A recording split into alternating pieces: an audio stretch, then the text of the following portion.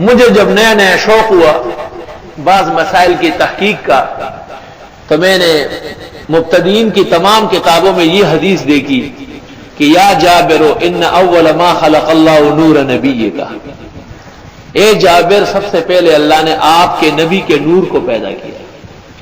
تو میں نے کہا اگر یہ حدیث رسول ہے تو بس آئندہ اس میں اختلاف نہیں ہونا چاہیے کہ جی مصنف عبد الرزاق میں یہ حدیث موجود ہے۔ مصنف عبد الرزاق مجلس علمی لاہور سے چھپ گئی 11 جلدوں میں، اور ہمارے مخدوم محترم مولانا محمد توسین صاحب رحمۃ اللہ علیہ کی مجلس علمی میں آ گئی۔ میں ان کی خدمت میں حاضر ہوا کہ مجھے نسخہ چاہیے، انہوں نے کہا لے جاؤ دیکھ لو۔ میں نے کہا نہیں خریدنا ہے، تو حضرت نے فرمایا یہی تم لے جاؤ، میں دوسرا لے آتا ہوں۔ میں لے آیا، اول سے اخیر تک میں نے 10-12 مرتبہ دیکھا، حدیث نہیں ملی۔ پھر جامعہ کے بعض استادوں کو پیش کیا کہ بھائی اس کی کسی جلد میں کئی یہ روایت نظر آنا چاہیے، سارے علماء نے حوالہ دیا ہے، سب نے کہا کہ نہیں ہے، جنہوں نے کہا نہیں ہے میں نے کہا دستخط کر کے دو، اگر نکل آئی تو جرمانہ آپ ہوں گے۔ پھر میں نے پاکستان اور ہندوستان کے تمام مبتدئین علماء کو لکھا، تقریباً اکثر جگہ سے جواب نہیں آیا، ہمارا لفافہ بھی کھا گئے 11ویں شریف کا حلوہ سمجھ کر۔ یہاں سے فلائی کر کے میں ملتان گیا، مولانا احمد سعید شاہ صاحب کاظمی کی خدمت میں،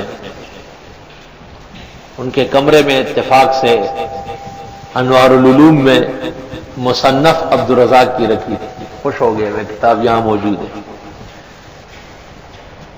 میں نے ان لوگوں سے کہا کہ میں حضرت کی خدمت میں آیا ہوں، مجھے ایک مسئلے کی تحقیق کرنی ہے۔ انہوں نے کہا وہ بیمار ہے، نہیں آئیں گے۔ میں نے کہا میں اتنا دور سے آیا ہوں، خرچہ کر کے میں ان کے گھر جاتا ہوں، عیادت بھی کر لوں گا۔ انہوں نے ٹیلی فون پہ کہا کہ ایک منہم آیا ہوا ہے، منہم، اور آپ سے ملنے کے لیے بہت بےتاب ہے، گھر آنا چاہتے ہیں۔ تو انہوں نے کہا میں آ رہا ہوں۔ تھوڑی دیر بعد وہ آ گئے۔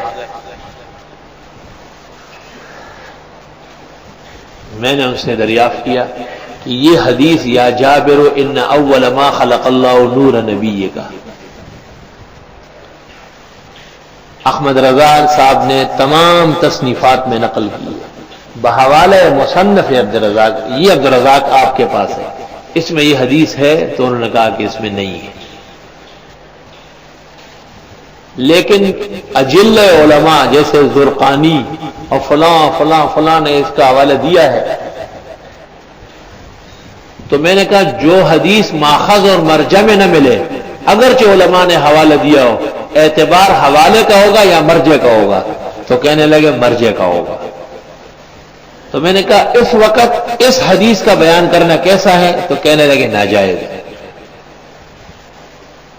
میں نے کاغذ آگے کیا کہ اس پر آپ 2 سطریں لکھ دے، تو کہا کہ میں معذرت خواہ ہوں، کچھ لکھ کر کے نہیں دے سکتا، میں عنقریب مرکزی جماعت اہل سنت کا اجلاس طلب کر کے اس میں فیصلہ کروں گا، پھر آپ کو اطلاع دے دوں گا۔ وہ اطلاع آج تک نہیں آئی اور قیامت تک نہیں آئے گی۔